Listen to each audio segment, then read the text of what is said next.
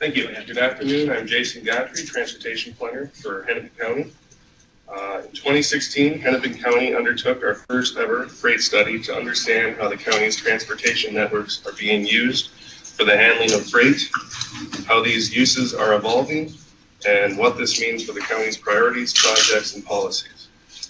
We chose Cambridge Systematics as our lead consultant with rail expertise provided by Amphar Consulting. This study focuses on both the physical movement of freight as well as the economic and industry-related drivers underlying this movement. Our study was designed to align with current freight planning efforts at both MnDOT and the Met Council. At a state or even a regional level, however, it is difficult to capture the full range of issues affecting freight movements within a county, such as first and last mile connections to major industries. This study provides a more focused look, providing information and tools needed to understand and invest in our own network and strengthen our ability to advocate for key issues. We wanted to first establish a baseline set of data on freight activity. Accurate and reliable data is an essential first step for planning, forecasting, and decision-making on infrastructure investment.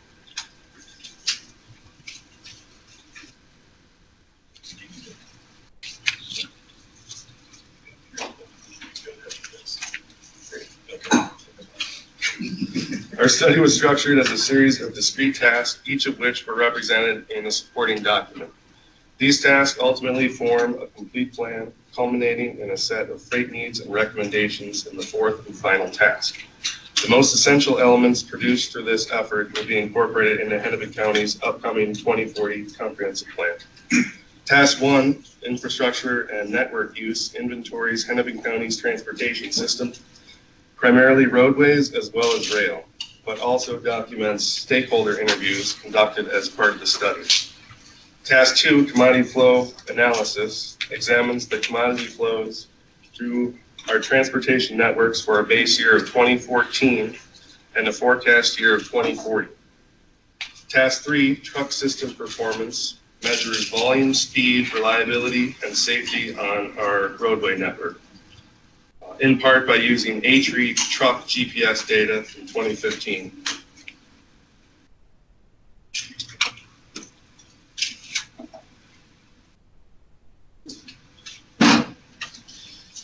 Final task, recommendations, extracts essential findings from the first 3 tasks and develops recommendations for Hennepin County leadership and staff in freight planning moving forward.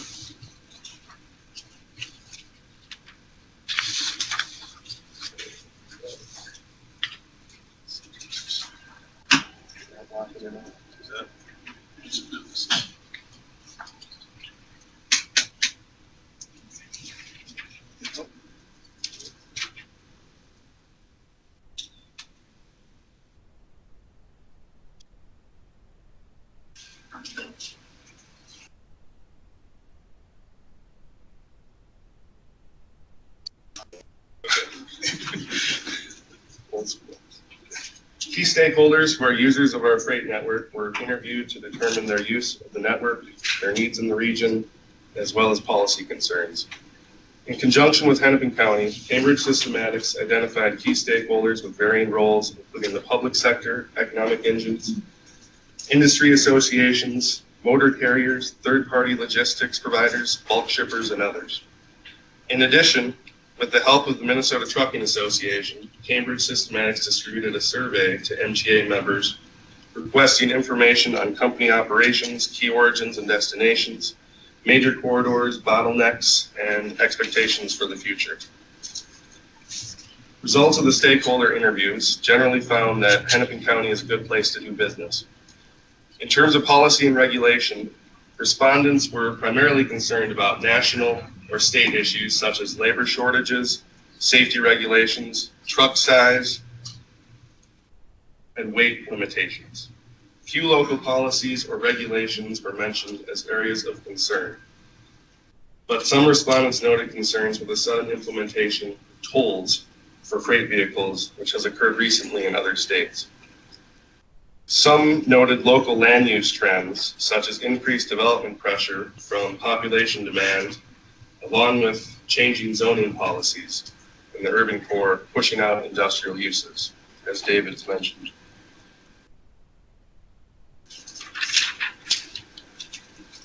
One suggestion for data collection improvement is to check and map all bridge locations on significant freight corridors for low clearance that may be affecting traffic flow. It would be very useful to know where bridge heights and other design obstacles on major routes exist to see if trucks are getting diverted or delaying trips. We just recently upgraded our tube counters with technology to better distinguish vehicle classification, and we'll implement them at 60 existing count locations in 2017 and 2018. This will allow us to have more accurate truck counts throughout our system and monitor trends moving forward.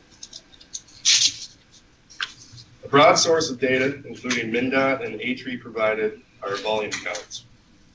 We found that on average, ADT of heavy commercial trucks within Hennepin County on interstates was around 10,000. On state highways was around 2,500, and on county roads was up between 500 and 1,000 on the very high end for key connections. A3 data analysis helped identify trends, including around the Lake Minnetonka region. We saw a heavier percentage of trucks due to limited 10-ton bridge crossings.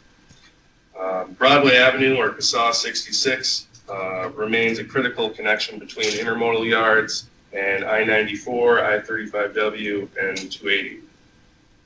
CASA 81 and CASA 61, for example, travel through major industrial and warehouse clusters in Plymouth and Brooklyn Park, Osseo, respectively. CASA 61 was especially critical during the I-494 reconstruction, when the counts took place in 2015. Most rail traffic is through traffic in Hennepin County, but heavy volume moving in and out of the two largest rail yards in Hennepin County, Humboldt and Shoreham yards, both are owned by Canadian Pacific. Humboldt is primarily a switching yard with transloading facilities that specializes in forest products, plastics, and aggregates, and is served by CASAs 152 and CASA 57.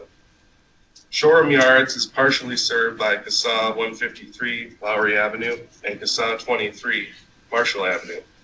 It is one of two intermodal facilities in the Twin Cities region. The other one in St. Paul is owned by BNSF.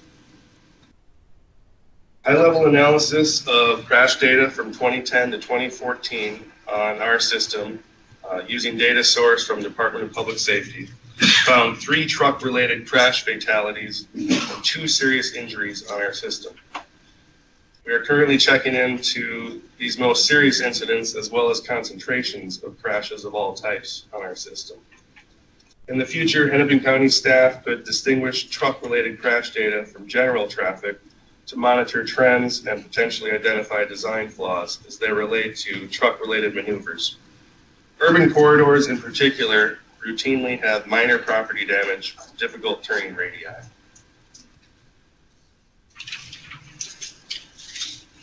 Analysis of A3 data provides average truck speeds as a percentage of posted speed limit. No surprises, but roadways outside of the county's urban core, generally west of I-494, exhibit higher average truck speeds than those in more congested areas. It is worth noting that north-south oriented roadways routinely have slower speeds than east-west. This is a good example of where further study may be necessary. Congestion in some areas is simply due to heavy general traffic volumes, but also may be caused by geometrics, intersection spacing, or construction, among other factors. Travel time reliability is a measure of the travel time variability on a segment of roadway. In this analysis, it is measured through the calculation of a buffer time index. The buffer time index indicates the amount of extra time that needs to be scheduled into a trip to ensure on-time arrival for 95% of trips. These maps feature truck buffer time index data analysis overlaid onto Hennepin County congestion projections for 2030 from our transportation systems plan. We wanted to get at the question of whether and where truck-related congestion varies from general traffic congestion. The map on the left attempts to answer whether our existing truck congestion is consistent with projections for general traffic. The map on the right aims to better identify where truck-related congestion may be an outlier from general traffic congestion trends. Some freight-intensive industries generate large amount of truck, rail, or intermodal activity. These industries, which are heavily represented in Hennepin County, see concentrations of truck traffic on first and last mile routes. Freight-intensive industries considered include agriculture, mining, construction, wholesale, and retail trade, as well as transportation and warehousing. There are nearly 78,000 businesses throughout the county in all sectors, with 23% comprising freight-intensive industries. Highest industrial activity is concentrated in Rogers, Brooklyn Park along 169 and 81, Plymouth along 494 and 55, Bloomington along Old Shockley Road, both at 35W and at 169. There's a Target distribution center at Normandale Boulevard in Old Shockley. Could you read what the green and the blue are there? I can't understand. Green is industrial, 57,000 employees. And then blue is diversified, 28,000 employees.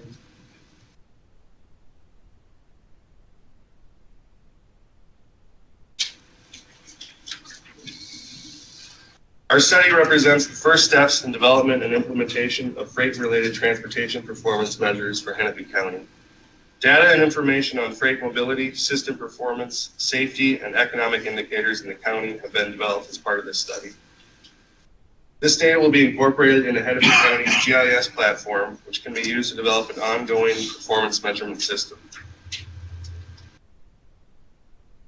The county should not undertake this effort alone. We can leverage and build upon the work being done by other agencies, specifically MnDOT and Met Council. These agencies are tracking performance in many areas of the county on state roadways and cargo volumes shipped through MSP Airport. The county should focus its freight performance measures on those that serve the needs of the county and either complement or are consistent with those measures captured at the state and regional levels. While the recommendations developed are specific to freight, each is designed to build upon existing county resources, policies, and actions. In many cases, this involves looking at the existing system or activities through a freight lens, complementing existing activities such as traffic counts with information specific to freight traffic. Overall, these recommendations are designed to help the county increase its understanding of and ability to invest in our system while supporting a number of freight-related goals. Projects that support efficient goods movement through Hennepin County should be identified as freight projects. This can involve projects on heavily used freight corridors or interchanges, connections to areas of heavy industrial activity or intermodal facilities, as well as geometric enhancements that support truck traffic, all of which help provide overall congestion relief. As part of the study, a review of the 2016 through 2020 Hennepin County Capital Improvements Program was undertaken to provide an initial cut of projects with a freight component. A spatial analysis was undertaken to identify projects that are either located within 1 mile of an industrial cluster or have a truck average daily traffic of greater than 500. 19 planned and 4 completed projects could be classified as freight projects under this criteria. County leadership and staff should identify and advocate for high priority freight corridors to be included in funding programs. An example would be to review designated National Highway System intermodal connectors and connections to facilities that should be designated in the future. Partnerships with state and local agencies are critical to identifying and positioning eligible projects for anticipated federal FAST Act funds and other grant programs. Route connecting I-94 to Shoreham Yards that goes through Lowry Avenue to SAW 153 has been previously identified as an intermodal connector, as an example. As David talked about previously, with many push and pull factors to be considered, industrial and warehousing companies continue to locate and relocate into areas that often create especially challenging commutes for much of their workforce, whom may be transit dependent. Additionally, some site selection in greenfield areas may not provide the existing or even planned infrastructure that is prepared to handle heavy commercial traffic volume. This is another example of an area briefly identified in our study where the county could leverage its partnerships to better understand the factors behind these trends and their ramifications. Additionally, the 2016 MnDOT statewide freight system plan found the top 10 bottlenecks in the state are on Twin Cities interstates, many of which are in Hennepin County. We can work with our partnering agencies to zero in on the ramifications. 5 minutes left. Sure. Issues such as low bridge clearances, weight-restricted bridges, at-grade rail crossings, and inadequate intersection design are challenges to safe and efficient freight movement. The county should support safe truck movements by implementing, where appropriate, features that improve truck safety, such as rumble strips, guardrails, wider shoulders, turn lanes, and barrier walls. We often review truck turning templates in our design review as well for new developments. Planners and engineers have a delicate balance of weighing the interest of accommodating all modes, often within the same corridors. Must carefully consider the priority routes for all transportation modes and plan accordingly with respect to our complete streets policy. There are 272 public at-grade rail crossings for vehicles and pedestrians in Hennepin County. Of those, 49 are located on Hennepin County roadway network. Most of Hennepin County's grade level crossings are contained within the perimeter formed by the Mississippi River, the I-494 and 694 Beltway, many of which cause significant delays on our roadways. 9 of the top 13 grade level crossings by total train volumes occur in the Canadian Pacific network, while the remaining 4 occur on the BNSF network. We should build upon our existing rail crossings database to better identify improvement priorities for funding consideration. As you all know, this is an area of particular concern for the general public, especially in the last 2 years. This study provides a baseline for Hennepin County to understand, plan for, and prioritize freight-related investment in the county, as well as to incorporate freight-related planning into our activities. Our study should be updated on a regular basis, perhaps coinciding with our comp plan, to ensure that the most up-to-date data and trends are available for the county's use and ultimately the public's knowledge. We have taken initial steps that suggest opportunities for future action items, including potential corridors, which are most vital to freight movement.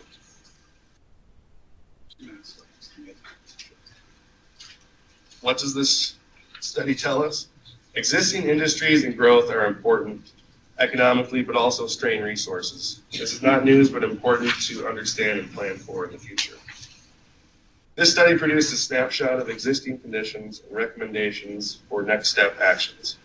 The study also helps build the foundation for integrating freight, increasing safety awareness, and prioritizing freight-related projects. To support these initial findings, more in-depth studies of ongoing data collection and monitoring, as well as coordination with other agencies, will be essential. That's all. Thank you. Thank you. Any questions? Yes, gentlemen there. Hey, thank you. Bill Grimes, Chairman of the Minnesota Freight Advisory Committee and with FedEx. And I want to apologize due to schedule conflict. I got it right at the break, so I apologize for missing the earlier presentation. So if I ask a question that's redundant, please cut me off. But as I listen to this, and this is excellent, I hear, you've identified some very key, shall we say, freight bottlenecks. And correct me if I'm wrong, you talked Rogers area, Plymouth area, Bloomington. And these are, I guess we would designate as freight congestion areas? Well, we've specifically identified them as industrial activity clusters from DEED data. Okay. But many of the bottlenecks are going through those locations, though. Is there any data that also ties in with that as saying these are also high commuter bottleneck areas?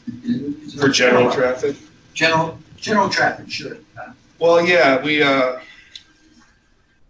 tried to wrestle with that.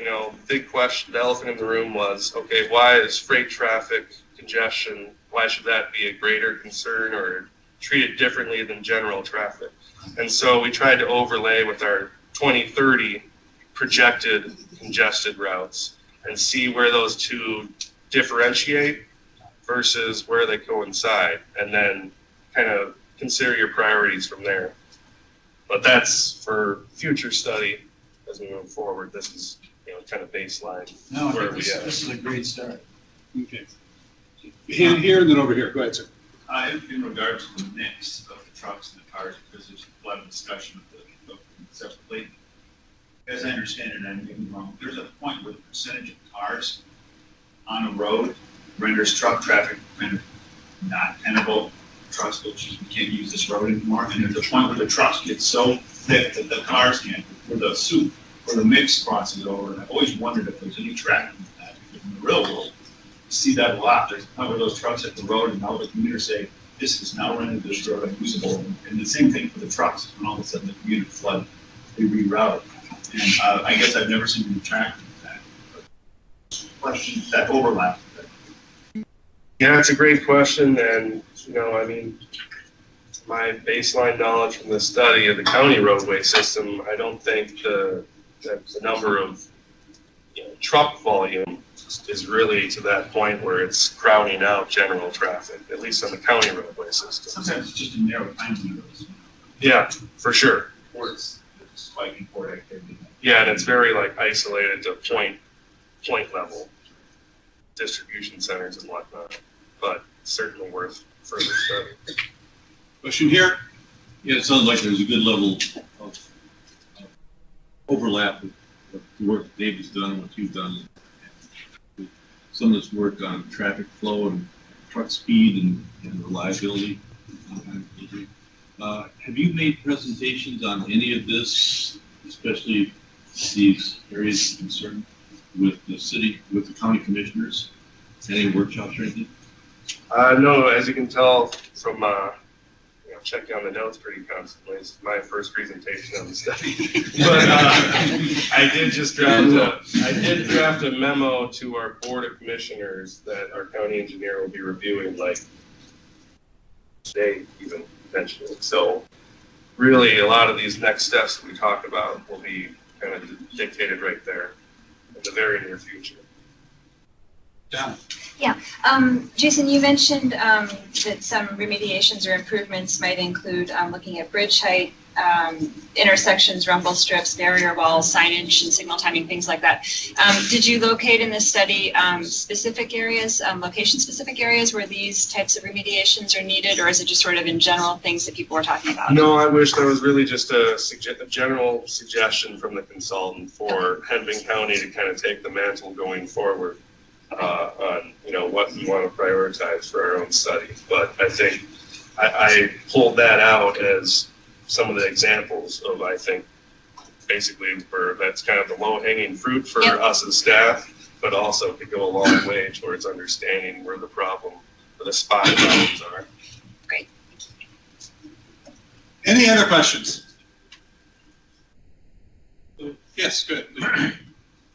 Did you get any finer grain than just industrial? I mean, in terms of what industries are using the roads or that sort of, whether there are different needs within those different industrial clusters, etc. Yeah, well, I really only pulled one slide from the consultant did a much finer detail study of where both rail and truck traffic is generated, and kind of broke that down by pie charts from each different industry. And a lot of that was from the waybill data. Anyone's familiar with that? And I should mention Amfar Consulting did a lot of our rail study, kind of broke it down for us, but I didn't really go into that for this presentation, but I'd be happy to share with you what we have. Is there a report available? No, not yet. I mean, we literally just wrapped up the study in the last 3 weeks, so It's pretty fresh, and we're still trying to take it all in at a staff level. Any additional questions? Again, going once, going twice. Okay, thank you very much for your time.